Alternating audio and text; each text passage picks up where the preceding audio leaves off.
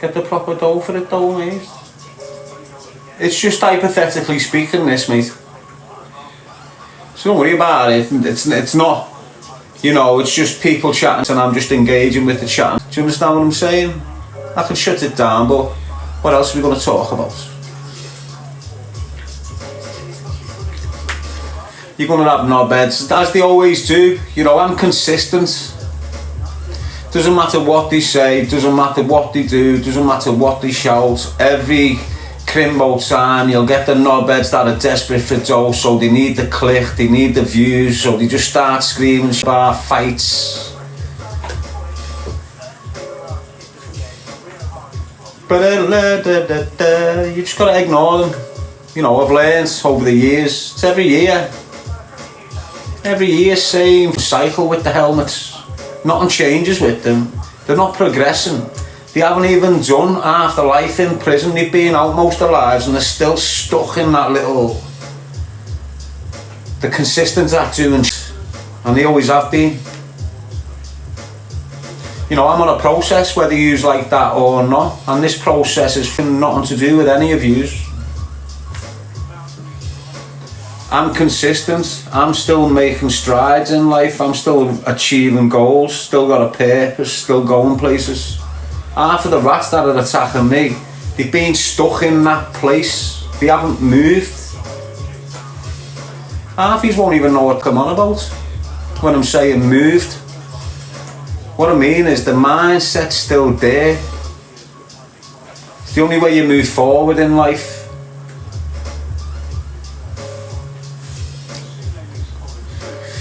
Chopper Reed 2011, you were popping 100 key for sets of 10. Still can, mate. Well, not sets of 10. 10 sets of 10 German volume training. All you do is train and laminate. Mobile connections. That's all I've done in jail, mate. Train and laminate the workouts.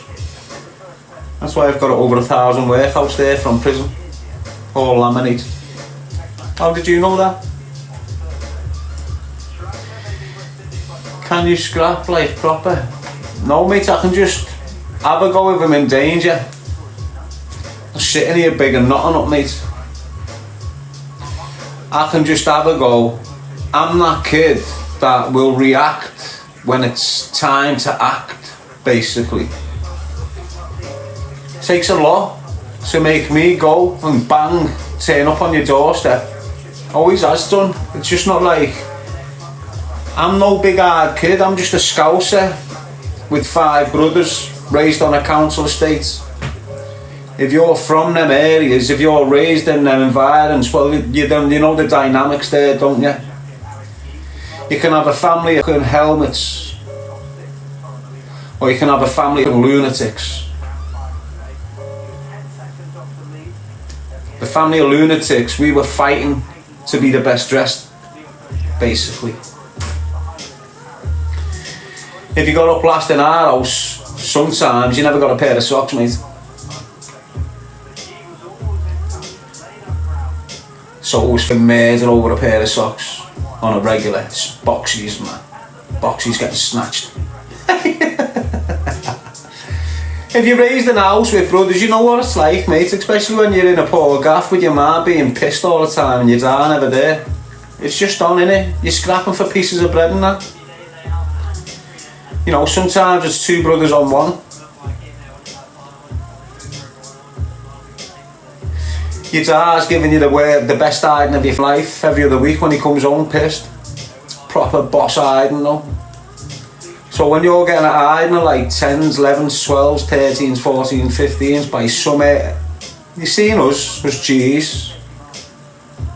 You know, even when we've got no weight on us, you can see the size of the bones of the hands. We're all thick-boned, heavy-handed kids.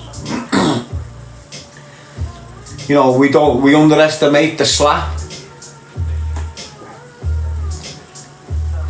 So you can imagine the dad with the same foot, the one who gives us these hands, just pummeling us when he's pissed and not happy with us. and then that kid goes on the street and you've got some 22-year-old turd trying to talk to you like you're a filmer. You're just standing your ground, aren't you? Your dad's kicked the shit out of you all your life, all of a sudden you've got some helmet thinking he's stronger than your dad. Block the trolls, Darren. Ignore them, mate. But I'm just like any young lad that's grown up into an adult, survived gang life, survived prison life, survived the snitches and the stitches.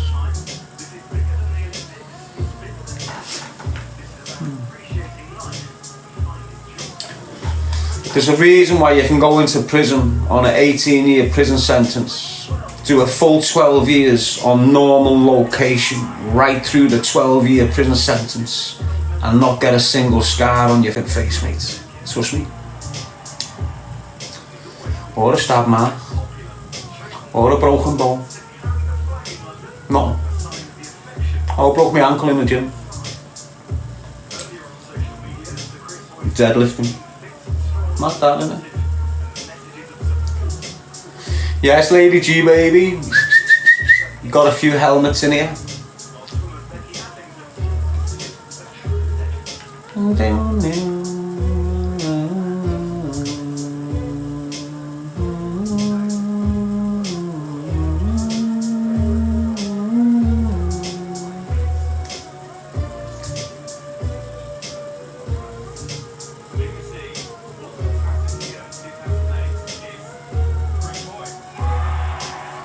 You still in there, Lady G, baby? Or you just popping in, getting rid of one and going missing again?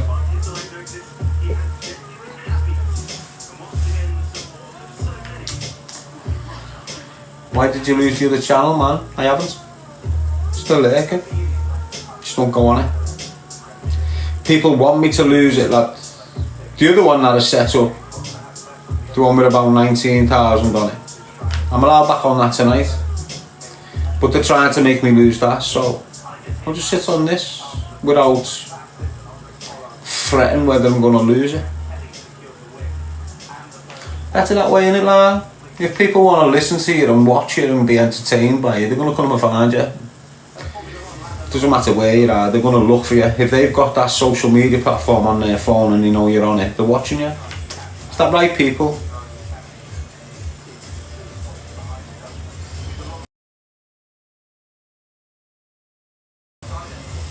You'll have people sitting here now just watching the live comments thinking, wow, he's getting hounded here. Yes, just that. He's getting hounded here. Look how many trolls are attacking him there. Look at all them negative comments. Not one of them is phasing. I'm more concerned about yous getting caught up in a mix. Do you understand what I'm saying? It's not nice for yous coming in and trying to get comments. And when I'm looking at the comments and just seeing, they're not trolling now because they've been removed. Some of them.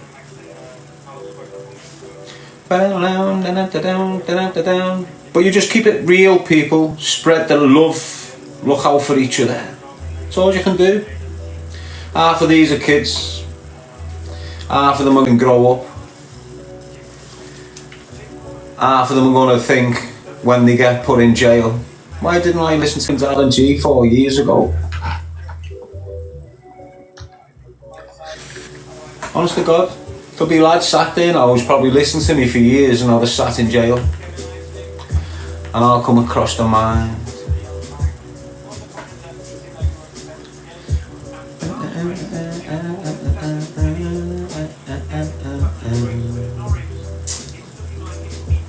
You'd have loads of people reckon he knows.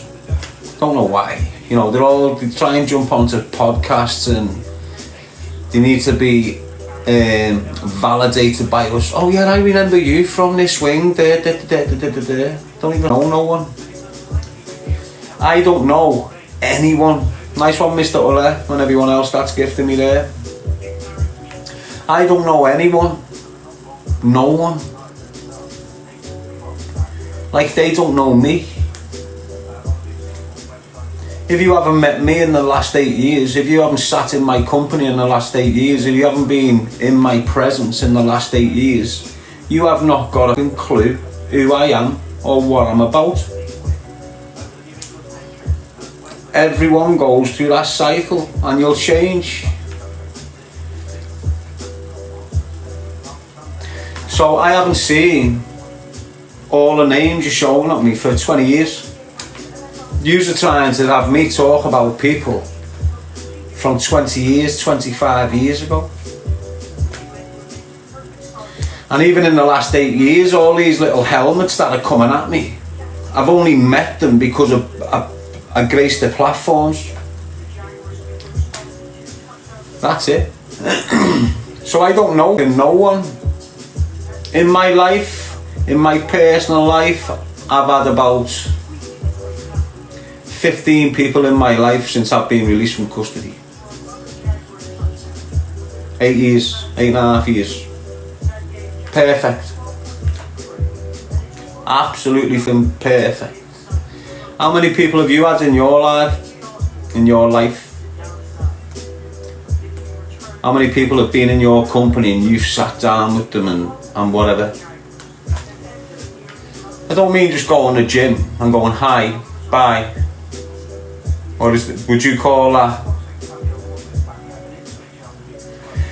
I don't know, it's just the way I've developed really, you know, with the isolation. You know, initially it was forced isolation. Dragged into institutions and kept. Forced to stay in rooms. Then forced to be locked in cells. And so it was forced, but then you get used to it. Because you're in jail all your life. You fight the system for so long. And then you realise, hang on, you can't beat the system. You can bend it, you can bend a little few rules here and make everything, but you never beat it. So you're fighting a losing battle. And if you don't work that out early on in your prison career, because half of you are just starting in your prison career, you don't even realise it, do you? I don't even know who's here listening, but you know, there's some who's selling a little bit of weed, floating around, your knife in your pocket, shooting down there, doing favours for the older drug dealers, thinking you're all sweet and da da da da. This is your steps to the prison gate. You just don't understand it yet till it hits you on the chin. But basically you're going down that line, and then once you've tapped onto that door and entered the prison system, you're basically on this cycle. You go in prison, it'll do your head in, it'll do your ma's head in, your bird's head in. You'll get out of prison, your bird will dislike you because your personality's changed.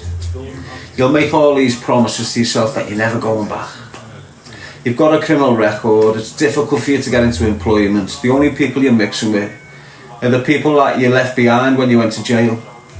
None of them's been to visit you, none of them sent you a postal order. But after a few months, you're back with them. And guess what? A few months later, off you go again, right through that door again. And you like that. In and out, in and out, in and out, for a good decade. You start at 16, you're in there till 26. If you develop an addiction in that decade, you're there for another decade or something. You're in and out for the rest of your life if you develop an addiction. And a lot of people develop addictions and then end up 20 years. In and out, in and out, in and out. Every bit of crime they're committing now is to support that addiction. And that's where your half years are going. You just don't realise it. We were all like yous, mate, nothing's changed. All that's happened is your fashion's got a bit more technical. Your items, your bikes, your phones, they've got a bit more updated.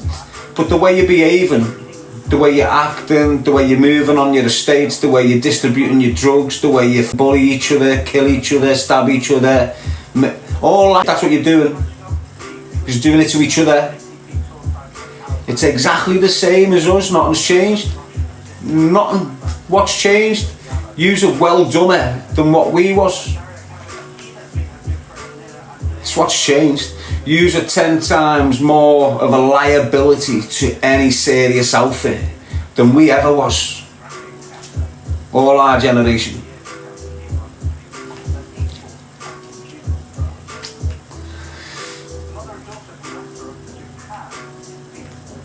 That's the way it is, people. So if you're doing what I've just said I think you're doing, swerve it. If you haven't been to jail and you're mixing with them kids that have been to jail, it won't be long before you're having a little visit yourself. Pull away early. Pull away early, correct your ways, get on your life. If you can make money without that. Get over there and make your own little bit of dough. Avoid the violence, avoid that group thinking. Trust me, you'll thank me when you're 27. You pull away now, you'll remember this and look back when you're 27 or something. No jail, decent little job, decent little bird, probably got a kid, not looking over your shoulder because all these haters are jealous of you. This is what you need to understand, lad. Within our cities, within our communities, we all know each other. If we don't know each other, we know your cousin. If we don't know your cousin, we know your uncle or your auntie or your granddad. We all know each other. There ain't no one in the city of Liverpool that doesn't know that family. It could be through 4 people, but they'll know a connection to this family. Do you understand what I'm saying? We're all connected. So why the have we been shooting, killing, robbing each other for 30 years plus? Ask yourselves that. Why are kids getting shot in Liverpool? Why have you had young lads falling into gangs? Why are we all distributing drugs? Why are we targeting each other's mothers? Why are we targeting each other's birds, children, burning each other's houses down, killing each other's siblings, killing each other's dads? Some of us are getting lifed off for 30 wrecks, some of us are getting 20s, some of us are getting 10s. Why are we doing this to each other? Do you think this is normal? Do you think this is the way society is meant to be? Because that's the way society is right now. You haven't got immigrants coming into our little L5 areas, our L20 areas, our L36 areas and killing us. You've got the kids you grew up with. You've got the lads you used to play footy with. Do you understand what I'm saying to you? You need to wake up. In whose interest is it? In whose interest is it to have all us shooting each other, dealing drugs, giving each other addictions, breaking each other's families down? Do you understand? Giving each other mental health conditions that go through the roof, traumatising everyone around us. Who gains from that? All we are is just all ending up off the whole city. And that's every city. Every city, not just Liverpool. If you're from Manchester, Birmingham, London, you're all suffering with the same. You've got our own people killing each other.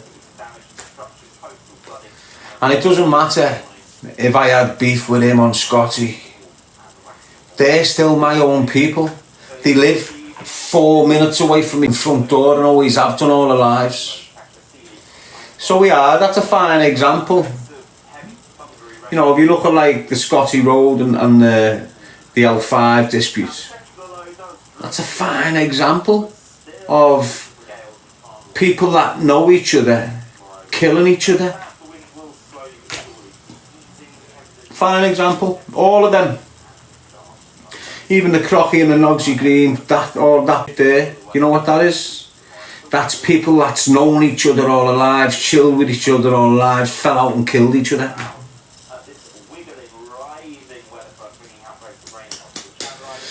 Mad mates. Doesn't matter where you are.